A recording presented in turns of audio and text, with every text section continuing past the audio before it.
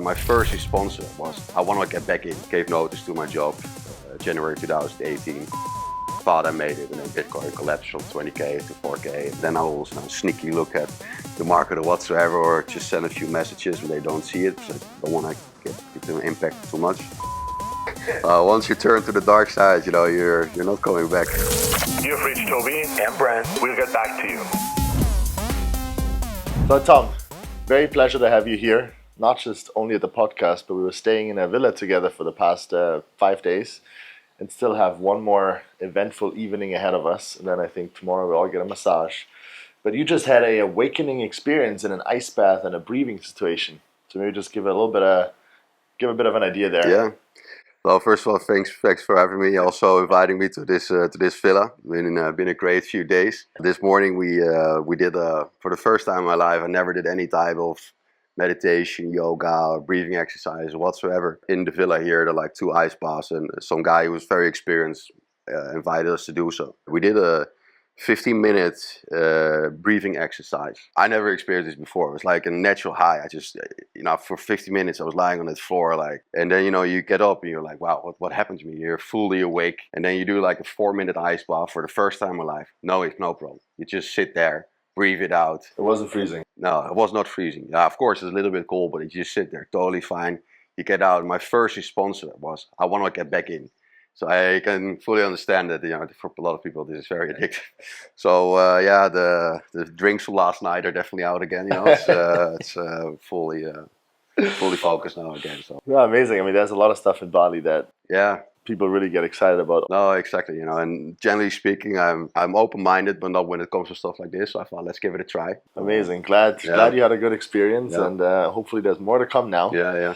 Especially all the traveling and all the stuff we're doing. It's good to have something that keeps you focused and balanced. Yeah. But love to learn a bit more about your background. I mean, what you're doing now. Just start from the beginning.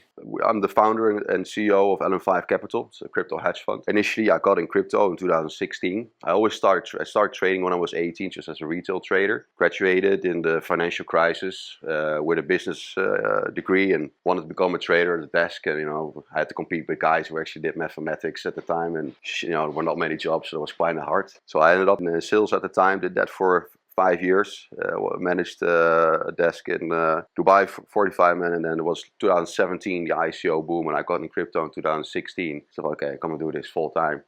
Gave notice to my job, January 2018. Thought I made it, and then Bitcoin collapsed from 20k to 4k, and Ethereum dropped from like 1300 back to 80, and I was like, okay. Just gave notice to my good, well-paid job, and now I'm full-time crypto. Was this a wise decision? Anyway, we went through and started a prop shop, managed on my own capital, my dad, some friends, and from there on, we got a lot of demands from people asking, Tom, you also want to manage some of my capital? And then I had one friend, another guy we knew through crypto, both bankers from Goldman and ABN AMRO Bank. And then we said, let's collaborate and combine the prop shops and start a fund. That was 3 years ago. We got the registration in the Netherlands. We started with a friends and family fund first for year 1 to get like an institutional record. Because a private record we had, but if you want to raise capital, it's good to have like a real record. Did very well in year 1. We netted 34.6. And with those results, we launched the second fund, which was only for accredited investors. So then the Friends and Family Fund became a feeder of the master fund. That launched last year, September. So first 2 years, we grossed over 40. This year, probably do around 20. So the market's a bit more tougher. We're a delta neutral fund. Solid return. Yeah, still. Yeah, no draw. So we are a delta neutral fund with a focus on no drawdowns. So if you look at the type of strategies, what we do, we identify 3 types of pillars, I would say. One is everything around funding rates, so cash and carry trades, cross exchange funding, arbitrage. Well, let's break this down into like normal words for like everyone that is not a hedge fund guy. What does market neutral mean? That's a good question. Sorry, I'm always assuming everybody knows what I'm talking about. Even though you're in crypto, so then let's make it a little bit easier. So market or delta neutral, whatever you want to call it, basically means that you don't have exposure to price. So let's say you buy Bitcoin and you also short Bitcoin, or you go long on Bitcoin, you go short on Bitcoin at the same time. So if the market goes up, your spot position becomes more, and if the market goes down, your short position goes more. But below the line, it remains the same. So you're delta neutral, market neutral. So we make money in inefficiencies, basically, where In crypto, you have perpetual contracts where you can long and short. To make this attractive to supply liquidity on the short side as well, they came up with funding rates. So funding rates like an interest between people who go long and short. Generally speaking, crypto is very bullish, meaning that funding rates is generally positive. Meaning that if people who go long, they have to pay an interest to the people who are short, because otherwise market will only go up. You also need people on the short side because that needs to be in balance. Generally speaking, that's positive, and that's one of our strategies. So, for example, we could we don't do this, but theoretically we could do it. Let's say you stake Solana, you get like 8% on staking Solana, and then we also hedge Solana. And because we are short on Solana, people who go long actually paying us an interest fee. So you use a little bit leverage there to hedge it. So if the Solana price goes up, my spot position goes up, my short goes down, and the other way around. So, and sometimes you have to rebalance a little bit, but so we're making 9% on staking, and on the other side, we're generating those funding rates, that the interest that our people paying. What is this funding rates typically? It's like an interest. How much? It differs a bit per exchange, so that's also why we come to another strategy that we arbitrage between exchanges. So generally speaking, on DEXs, it's let's say hyperliquid. I mean, the number one DEX. It's around in the natural market, so not in a bullish market, but when in a stable market, it's around 11%. So we use like 3x leverage, so you get 33% there. Bearish market could turn a little bit negative, but overall speaking, it's a positive. You have some negative months. So this year, like February to April, was a bit negative, but through the year, it's positive. Yeah. And even in the bullish months, especially on hyperliquid, this can go to over 100%. If you look like November last year, even in July a bit. For Solana was over 100%. So that's maybe for only 2 weeks, but yeah, then we fully focus on this type of strategies to collect the funding rate, so to say. I wanted to ask, because it sounds very complicated for a lot of people, right? Hedge fund, all these different strategies they're doing, but there's obviously infrastructure behind that you guys are using, right? Being DEXs or SEXs or whatever it is. Yeah. How do you, maybe you can share what type of exchanges are using, and also how do you keep all of the stuff secure? Yeah. Right? Because that's a very important part. That's also where where funds separate themselves from retail, etc. And we start with custodians. So we use Fireblocks, for example, and Fortify as our custodians, which are MPC wallets that are fully secured. It's not like your ledger. It's like a ledger plus, so to say. And also, we have the funds in cold storage unless they're on an exchange. And if we want to make a transaction, let's say we want to send it to a new wallet or to a new smart contract whatsoever, we also always need 2 co-signers. So the transaction is done, and then I also have to approve it. So let's say I'm in an office, someone enters my room with a gun on my head, I can now withdraw everything. It will be impossible because my partners will always have to approve.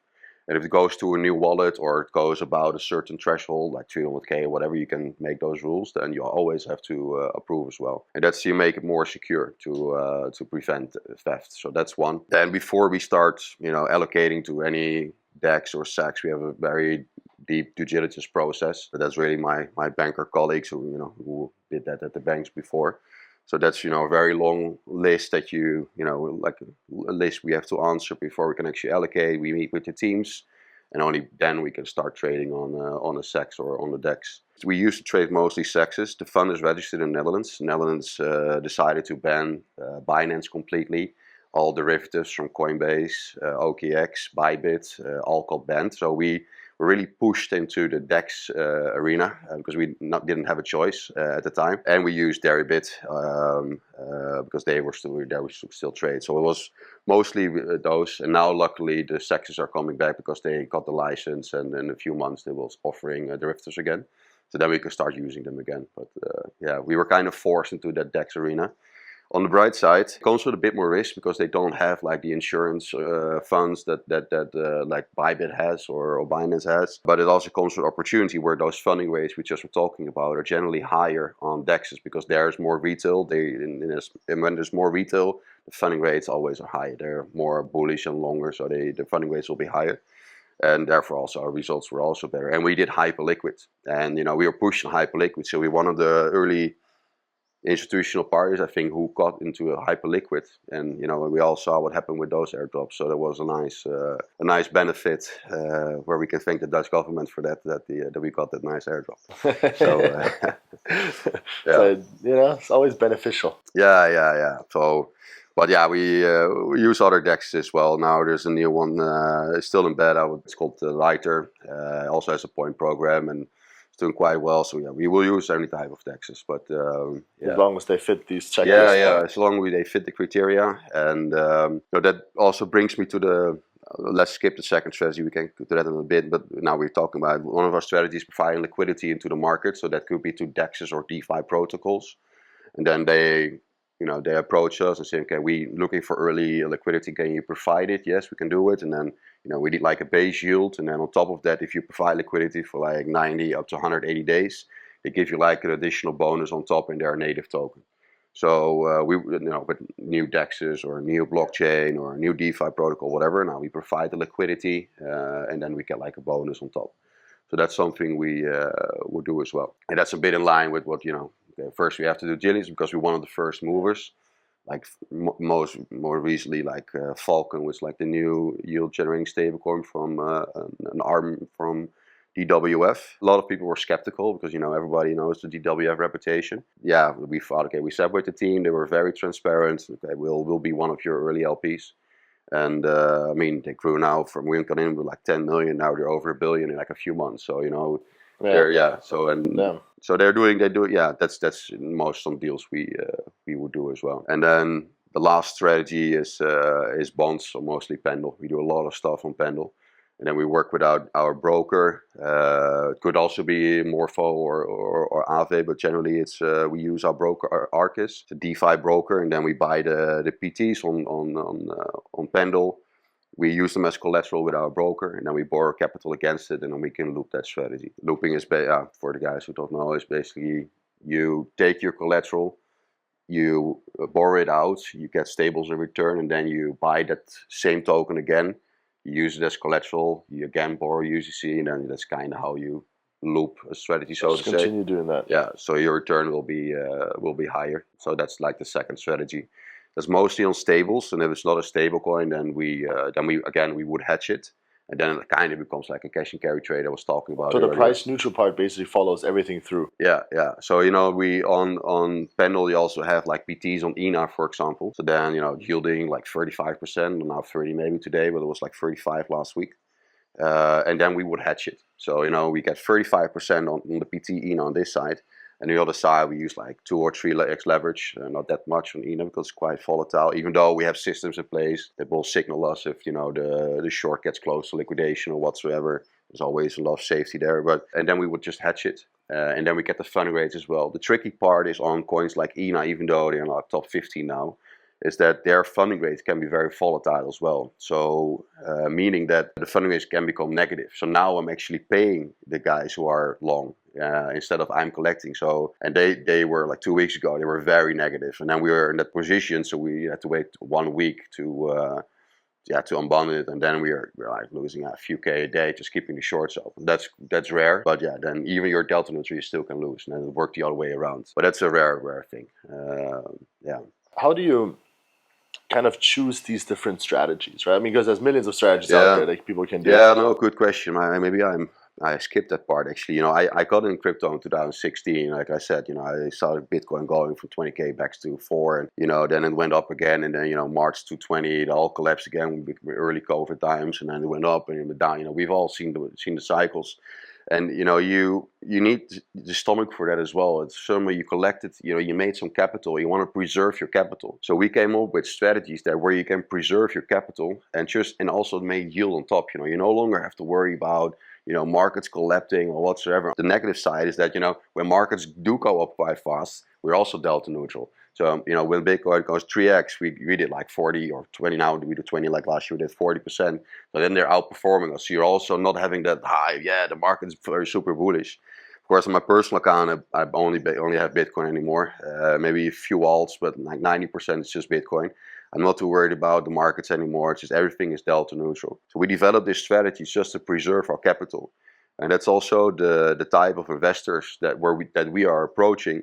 are people, you know, who are already in crypto, made money, and want to preserve their capital, and just they're totally fine with generating 20%. But there are no drawdowns. That's our edge. You know, we stable results, no drawdowns, meaning no negative months. That's the focus. So that's just stable yields. No, nobody, not worry about, you know, markets collapsing or, you know, going or not. Kind of get that also from, or would like Warren Buffett be like an inspiration as well, right? Because like obviously his like like first rule of investing is like don't lose money. Then the second rule is switching like crypto. I mean, compounding does the rest. You know, and that's the same with us. You know, you have stable results, no drawdowns. You let compounding do the heavy lifting. You know, that's and then you still can get to 20%. That will be more tougher. I mean, the first 2 years we had the fund, we did 40, and now we do 20. So it's already declining, meaning that the market gets more professional. There are less inefficiencies, and that's also what I think what you see with the current run is really driven by institutional inflow rather than retail. You know, if you're on a really bullish market, you need retail because generally speaking, it's you know, the institutions are the ones dumping on retail. You know, so you need them, and I don't really see that now. It's a really institutional driven market. So yeah, that can also go the other way, you know. It's but yeah, it becomes way more professional, and as a result, yeah, those inefficiencies are gone. I mean, initially when I was in 2017, when I was living in Dubai, I had an exchange there where the price of Bitcoin was 7% higher than my exchange in the Netherlands. What I just did is I would buy Bitcoin in Dubai. I would send it to my account in the Netherlands, cash it out in euros. The euros I would send back to my dirham account, bought it again, and then with all the fees, etc., I would make around 3% every cycle. And you could do like, because you have to wait for the funds to go, like 3 times a week. So 3 times a week, I will make 3%. Of course, there was a risk because I didn't hedge the Bitcoin at the time because it was sending and it was a bit slow. So at the time it was sending, of course, it could have dropped. But yeah, if you do like 9% a week, you know, that's a risk you can take. You know, you can keep on going. It can also go the other way around, which it did, you know, in 2017. Those inefficiencies, you know, they are gone because now it's fully automated. Then also I had a friend who was living in Korea at the time, and there he had the 10% premium on Bitcoin. So I would send my Bitcoin to him. He would from Dubai, he would cash it out, send it to his money to his euro account, and we would buy it again. And then every time we would just loop it. Then we could do that for months. And then, you know, then the market collapsed in January 2018. That was all gone. But yeah, it was crazy times, you know, because it was And from there we just developed strategies.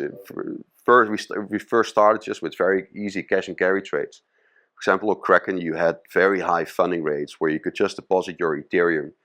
Let's say you put like 10K in Ethereum in there, and then you can use that Ethereum as your collateral. So you open up a short on exact 10K as well.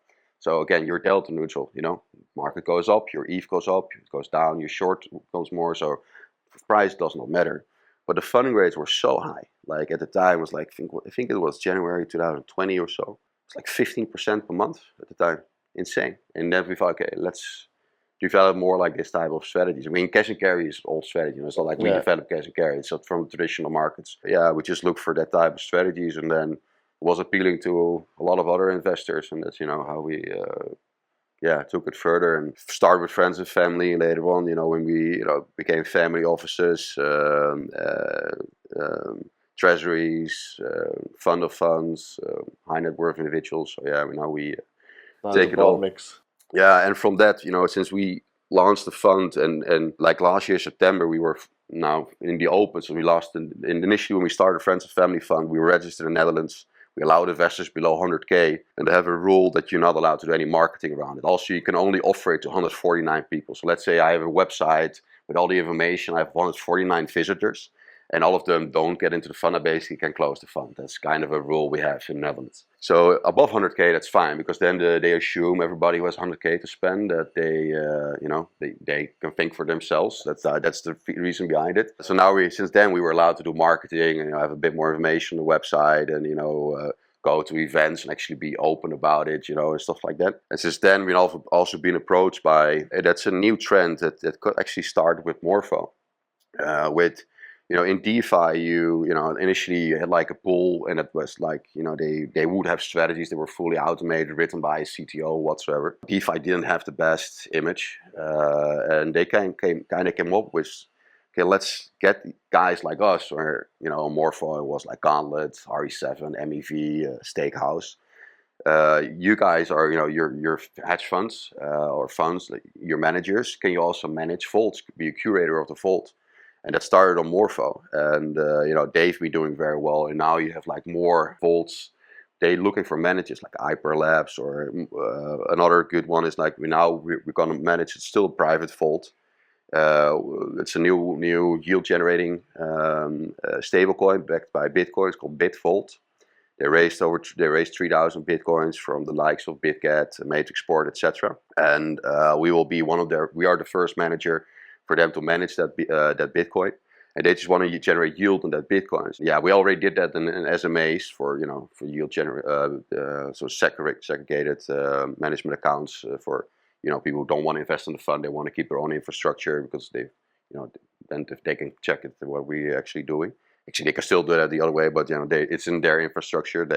Some parties want that. We already ran those strategies, so it was nothing new. But you see that trend now, where protocols are approaching guys like us. So okay, you want to be a curator of the strategy, because it gives them more confidence to the investor, right? I mean, some shady pool, maybe it's not even shady, but what's it actually doing? Or you actually have guys who've been managing crypto funds for a while and actually hopefully know what they're doing, That's more legitimacy too. Yeah, and we have a lot of demands. We're gonna launch 6 different vaults in the coming months. The biggest one will be for BitVault, and then we have one coming up. Actually, that's gonna be a private vault for a BNB syndicate. They are looking for yield on their BNB. So together with another quant fund in Hong Kong, Humblebee, good partners of ours, we launched a vault with Velvet Capital on TINA, which is the money market for BNB, and they have a concentrated liquidity pools, and we made them delta neutral. And it was not easy, but we for several ways to do it, we figured out a way. And with low drawdowns, and then they generate like 11% now, and that's a private pool, so that's for a BNB syndicate, for example. I don't know if we will make it live or just keep it to them, but more stuff to come like that. So we're really growing the team now. We just hired 3 guys, 3 more hiring, because there's so much demand from this type of strategies. It's all stuff we're gonna do outside of the fund now. I have a question, because crypto trading is obviously 24/7, right? The market doesn't stop. No. And you guys have a lot of things happening at the same time. Yeah. How do you make sure if you're not sleeping, or if something happens, you're on a 10-hour flight to? No, that's very important. So we are based in the Netherlands. I'm based in Asia, so that already helps. So if we wouldn't have any system to alarm us, then there would only be like 2 hours where I generally am asleep and my partners are asleep. So that's like 2 hours. But of course, we have systems for this. So we built some internal systems, but also using other systems like some One Token, or even your CoinGecko. If you're not on an institutional level, use your CoinGecko. You can set price alarms and they will go off at night. So you can even do that. But we build internal systems for this that will just signal, okay, guys, the market is collapsing, or your short is off versus your spot position, or even if we didn't see it ourselves, which it never happened before, but theoretically we can get signals when those funding rates we were talking about earlier now become negative for a long time, and actually my position is losing money now. We get signals, guys, you're losing money on this position. So that's something we set up internally. But that's why you need to have that if it's a 24/7 market. If something happened, and also you're always working. I mean, you guys can relate to that. We're staying here a few days here. I see you guys working every day. So it's in crypto. You if you run your own business in crypto, you're always working. Yeah, that does not stop. Yeah, when I go on holiday, I'm still working, which is. Yeah, you have to find a good balance there. Try not never be on my phone when my kids are around, but then I will sneaky look at the market or whatsoever, or just send a few messages when they don't see it, because I don't want to get them impacted too much. But that's the world we live in. I mean, from you coming from the Web2 more traditional banking world into crypto, obviously there's a lot of differences, but on a prior podcast I was saying I've seen a lot of people come from more Web2 traditional to Web3, but I never see them go back. No. And so from your experience, what is it that... Never. Obviously you got dry.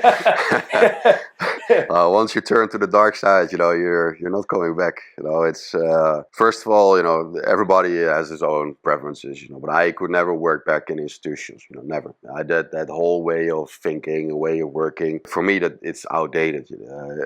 And crypto is like liberation. It's in. Not only you can go and work wherever you want, and it's not only that. I would never go back. Just that way of working and an old school mentality, and crypto is just more optimistic, I think, and nobody goes back. Once you tasted it, I think a big part too. I mean, like even as a edge for your company, right? Is like you and your partners are in like way different time zones. That is an edge in the industry. Yeah. Like there's no company in our entire industry where it's like everyone's based in one city or like in one country. Yeah. Because you literally can't do that. No. Whereas like in the traditional world, like everyone has to be Apple. You're all gonna be in Silicon Valley, and if you're not there, you're like screwed, right? And it's like. No, exactly. And I think generally in crypto, remote work is very accepted. I think maybe. I don't know the exact numbers, but it could be like 2/3 works remote. I think it's almost everyone that I talk to.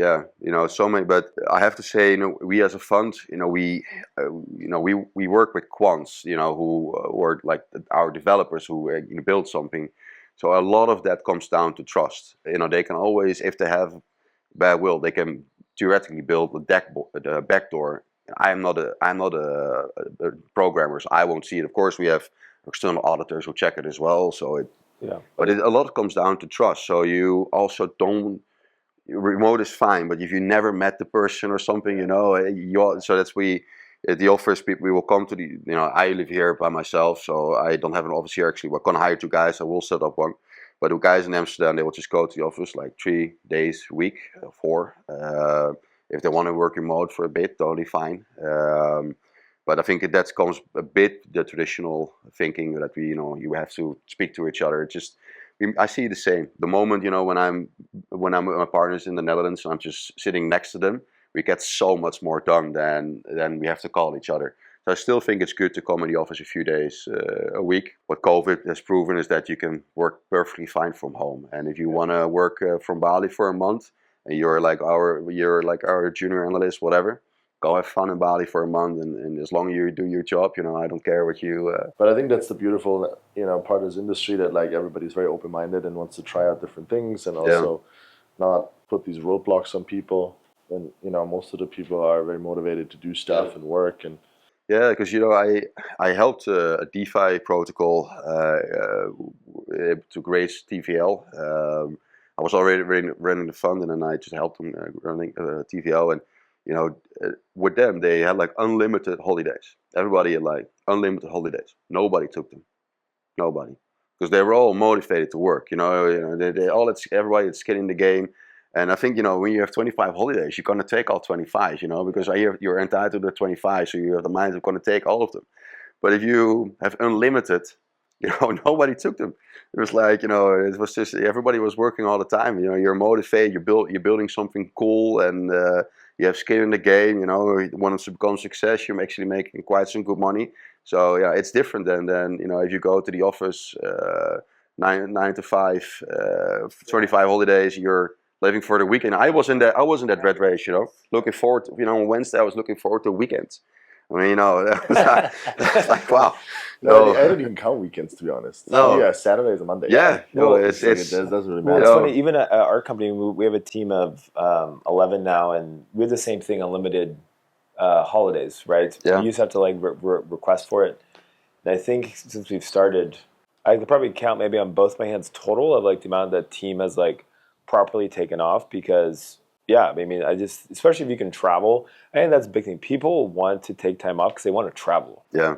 So it's like, if you can just travel but work, what do you need? You know what I mean? Like, what do you need holiday for? Yeah, what do you need holiday for? And I think if you're in a villa like this, yeah. Here for a week, you're working, but like, places. Yeah. But yeah, I mean, as we kind of wrap up now, and we went through a bunch of different things to learn about trading strategies. Yeah. And obviously, you guys do a lot of crazy things that are awesome. And, we're always following the journey.